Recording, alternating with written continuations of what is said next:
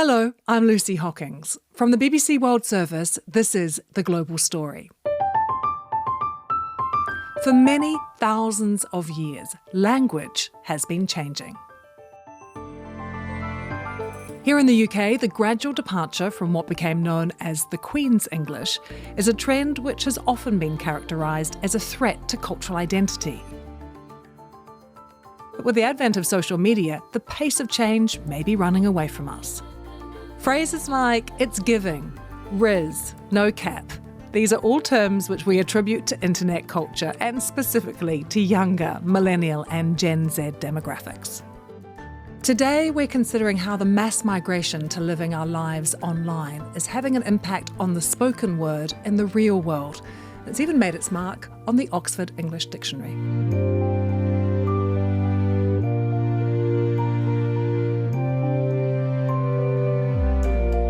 Well, with me here in the studio today is former BBC journalist, author and linguist Sophia Smith-Gaylor and Neil Edgeler, who is from BBC Learning English. Sophia, Neil, lovely to have you with us on the pod. Hi. Hi. Hello, Lucy. Neil, last night Yeah. I sat with my teenage kids, as I now know you did as well, and said, I'm discussing language tomorrow. Things have changed. I'm hearing these words from you all the time. Can we talk about it? And they were straight away like, Mum, don't do it. Don't use the words.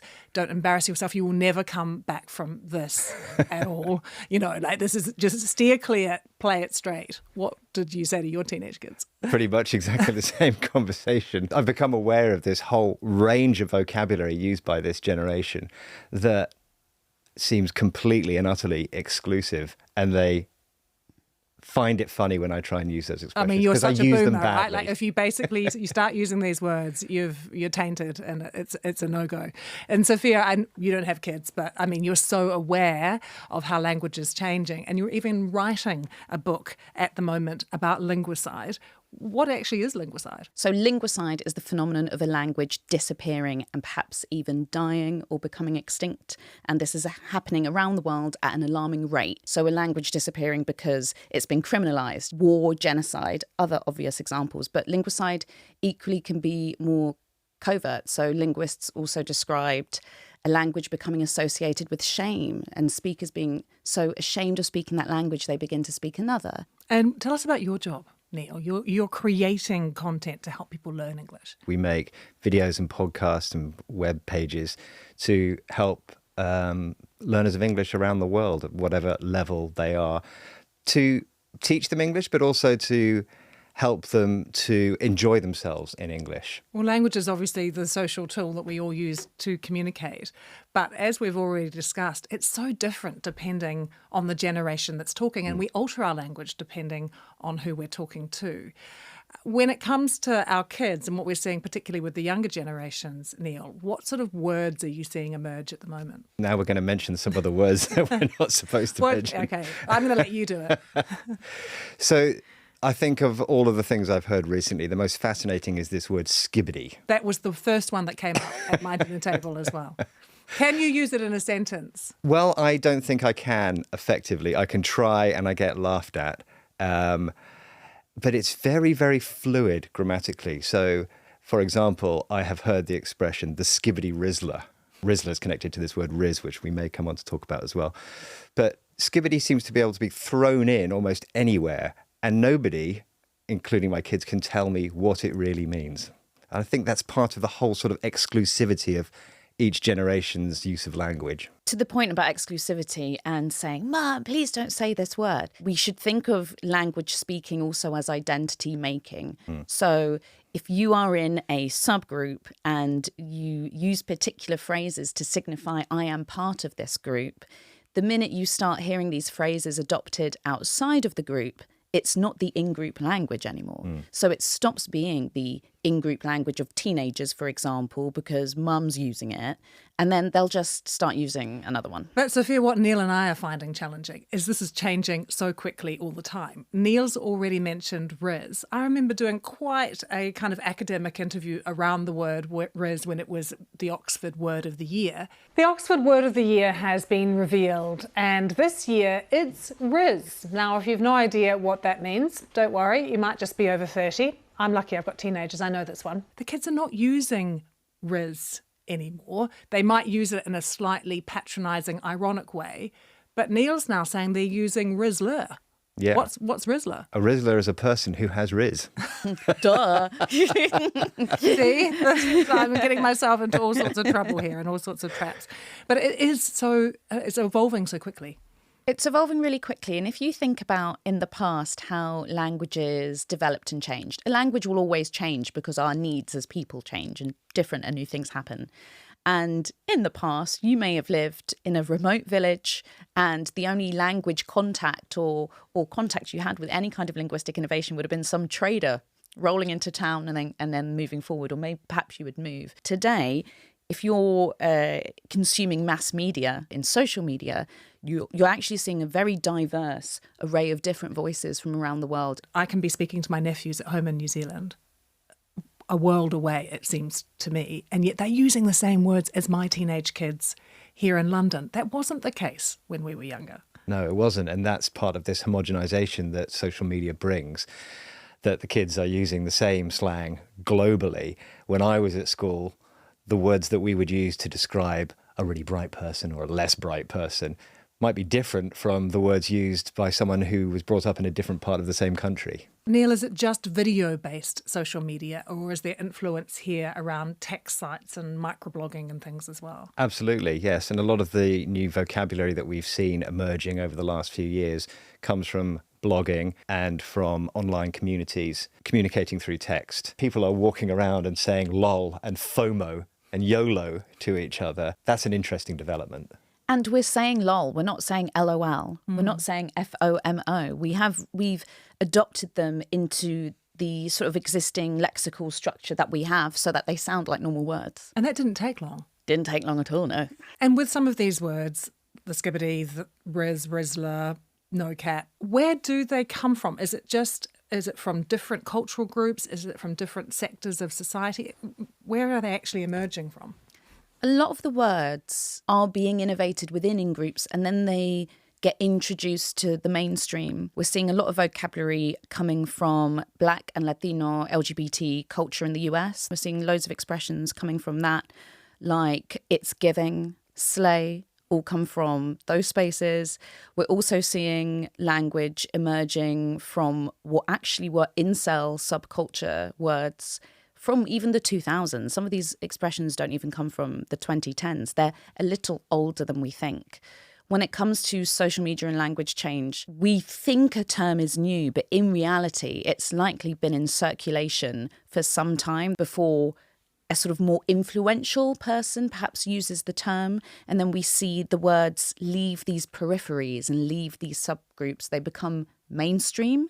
And it's these words that then become more widely adopted. And Neil, do you think it's also, like with our kids, and I'm trying to think back to when I was young as well, it's a bit of an act of rebellion? Yeah, absolutely. Yes. And I think the interesting thing about the language change we're seeing at the moment is just the pace in comparison to pre-internet discourse. The words are there all around the world immediately. Some get picked up, some don't. And that happened before, but it was just much slower. I think we need to cast our mind back before 1989 and Yeah. the World Wide Web. What was happening with language before then? Well, I remember when I was at school. Back in the day. The reinvention of the word wicked, Yeah, meaning wicked, yeah. great or cool or whatever. I think I am just by about a year too old to use that and feel comfortable using it, even though it's been in circulation for about 30 years now. So these words have always come about and been reinvented, this what they call semantic shift, where a word has an original meaning and then suddenly has a new meaning. And it's all tied up with the exclusivity and stuff. But it's the pace with which it happens these days, which is really astounding. Sophia, you speak many languages. A couple. Italian, Yeah. Arabic. I studied Spanish and Arabic at university, and my family speaks Italian. I grew up hearing it, but not speaking it. So what about these other languages in the world? Is it the same? I mean, are they experiencing the same kind of changes in these words that we are seeing in English? Oh, certainly. All languages are experiencing the phenomena we've described, such as linguistic innovation, adopting new words. The obvious difference that we may observe in other languages is the influence of English and the fact that English as a language, it holds prestige in so many global domains. And there are moves right around the world to try and protect language. I mean, I know I spent some time in French-speaking Canada, and there's real moves to sort of stop the creep of English into French that's spoken there. Giorgia Meloni, the leader in Italy right now, very protective of the Italian language. Countries have different attitudes towards how much they try and control linguistic change, which defies control. Languages are even... Speaking to Linguicide that I'm writing about, the idea that a language can die must therefore mean a language can live. So as living things, they're really difficult to control. And if you say to people, you can't use this word that we're now hearing lots of people say, you must use the French version, it's kind of coming a little bit too late, because the French version didn't immediately dominate or resonate with speakers. So it can actually be quite challenging. You're trying to reverse time almost in something like that. Neil, I wonder if words as well and phrases that we use can sometimes just be fashionable. I mean, I'm not talking about Riz only lasting 18 months or whatever, but other words and phrases that grab hold and are trendy but then kind of die away again, almost like fashion or clothing or music. Yeah, I think that's right. You can look at expressions which are used by many people over a short period of time that then kind of vanish. So we have BBC Learning English, a podcast called The English We Speak. We look at idiomatic expressions that are sort of trending at the time. A couple of years ago, we were talking about blended working, working at home and in the office. Yeah, I haven't heard that one for a while. People don't use it anymore. Yeah. We all say hybrid working now. So yes, there is a fashion for these words. They come and go.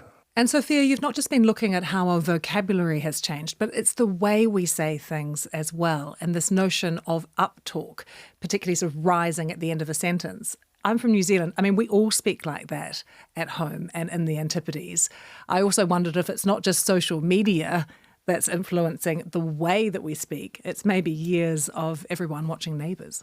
We have always used uptalk. I mean, it's most characteristic, I think, for asking questions. I just did it there, asking questions. That would be uptalk with this rising intonation at the end of the phrase.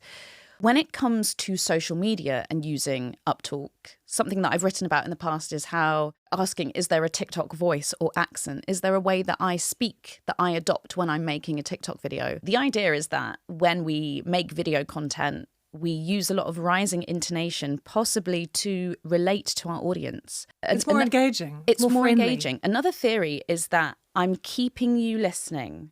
The rising intonation suggests there's more to come. You're hooking people. Hooking people in. When it comes to social media video, if I can complete a video retaining someone's attention, it's more likely to perform better on the algorithm. So actually what's possibly happening is creators are furthering linguistic innovation based on algorithmic direction, which is fascinating. Neil, speaking of intonation, what about the change to pronunciation? Are we seeing some British words change and they're now said in a much more American way? There used to be a much greater distinction between the way Americans would say or pronounce a word and the way that British people would. And now that's more fluid and we're not able to say with such certainty that that's American English and that's British English. So let's have an example of the word which I say as schedule. Schedule. Younger members of BBC Learning English say schedule, and schedule is what we used to say was the American pronunciation. What about grammar then, Neil? Are we seeing those changes? They must surely be slower. Grammar really does change slowly. You can look at, for example, you could pick up a copy of Frankenstein, which was written 200 years ago, and absolutely understand it completely. There's nothing in the grammatical structures which will confuse you. But something that has happened and has happened more quickly recently because probably of social media is something known as verbing, which is turning nouns into verbs. And the most obvious... I love doing this. The most obvious one is Google, to Google, or to friend. We are podcasting. And so that is actually a grammatical change which we have seen accelerate recently. Sophia, is language change picking up momentum? Is it getting faster? As media will change, linguistic innovation will change. So it's already so hyper fast and powerful in the current vertical video climate that we're in and the amount of language we are exposed to. It's hard to imagine how that can get even sort of more hyperactive, but I'm quite confident it will. And Neil, in terms of your job, do you love all these changes to the language, or are you slightly horrified sometimes? I'm not horrified in the slightest. And I know lots of people are, and they think that it's wrong and that mistakes are being made. But language is dynamic. No one here is sitting talking like Chaucer. You know, language changes, and I think it's exciting and we need to embrace it. And at BBC Learning English, we try to describe language as it is rather than prescribe the way it ought to be. What about the future of language? If we could look ahead, Sophia, what do you think's going to happen in the next 20, 30 years? I think a lot of the future is predictable in that when I am in my 40s, 50s, 60s, I'm probably going to start thinking, why are my kids or the kids around me saying all these bizarre words that I've sort of never heard of? And what do you think, Neil? Do you think the other thing that might happen is that we'll see some language sadly die out, some languages, because of the prevalence of English, the prevalence of what people are consuming online is going to really influence what's spoken in the home? Yeah, unfortunately, that is a reality. I mean, languages are dying all the time.